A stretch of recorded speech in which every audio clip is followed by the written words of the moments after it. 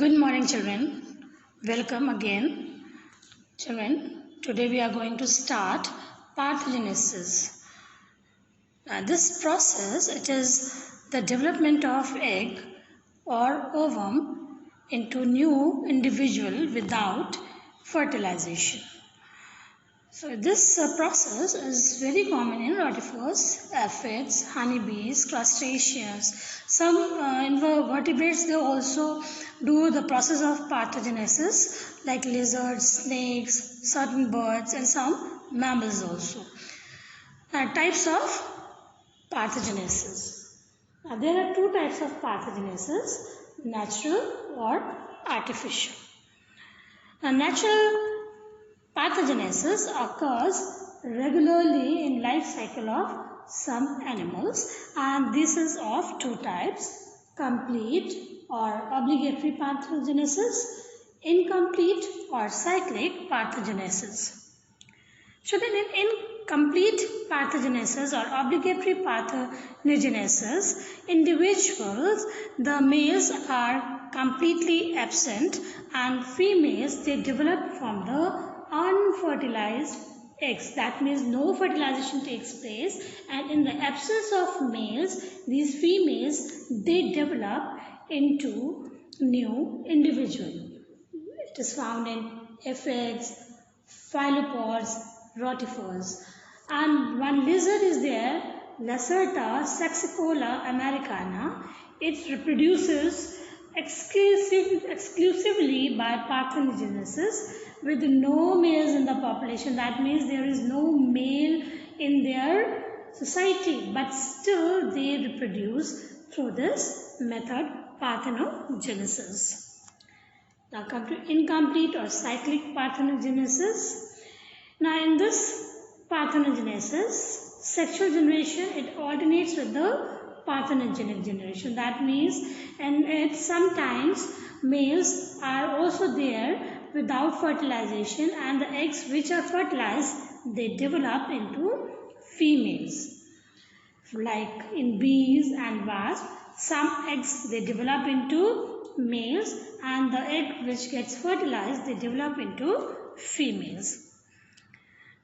Pedogenetic parthenogenesis, like in gallfly, the larvae, they lay eggs, and these eggs, they develop into new generation of larvae by parthenogenesis method. This is known as pedogenetic parthenogenesis. Now come to artificial parthenogenesis. Sometimes sexually reproducing plants, the eggs, they are activated by the method of artificial means without any fertilization. This is called artificial parthenogenesis. Like eggs of sea urchin, they can be made successfully by taking the eggs into a weak salt solution of like chlorides or potassium, sodium, calcium and magnesium, or we can say that weak organic acids, then electric shocks, or by shaking in sea water, or by pricking the egg with glass needle. So all these methods, they leads to the artificial parthenogenesis. Like eggs of sea urchin, they can be developed either they are placed in the weak salt solution, or they are placed in the weak organic acids, or electric shocks can be given to them, or this can be shaken in seawater, or we can easily prick them with the glass needle. So this is known as artificial parthenogenesis. Now the eggs of Typhilina brahmina and some birds like turkey and hen, and like in rabbits also, they can be developed through the parthenogenesis process. Now come to advantages of parthenogenesis. So what are the advantages? So it avoids the wastage of germplasm in the form of large number of ova and sperm. So life is devoted exclusively to feeding and reproduction.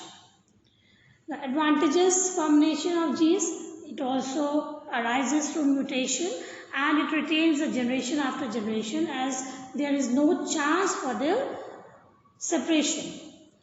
Now the offspring, they are akin to the parents, and therefore parthenogenesis also eliminates the variety of the population. Parthenogenesis also permits the establishment of triploid and neuploid chromosome complex in the species. Now there are disadvantages of parthenogenesis. The parthenogenesis, it stops the chances of new combination of genes, and thus it avoids the selection of the population. So through parthenogenesis, children, it stops the new combination of genes because crossing over is not done, and it avoids the selection of the population. So due to this, there is lack of adaptability in the generations, and they are followed by the extinction, or sometimes they are returned to the sexuality. Now here are some terms given here: lifespan, juvenile or vegetative phase, reproduction, asexual, then clones, fission, vegetative propagation, natural, artificial, menstrual cycle, oestrus cycle, pre-fertilization, post-fertilization, parthenogenesis. So these are all very important terms, and in one-word answers these can be asked. So children, learn all these terms and write in your practice copy. So thank you and have a nice day.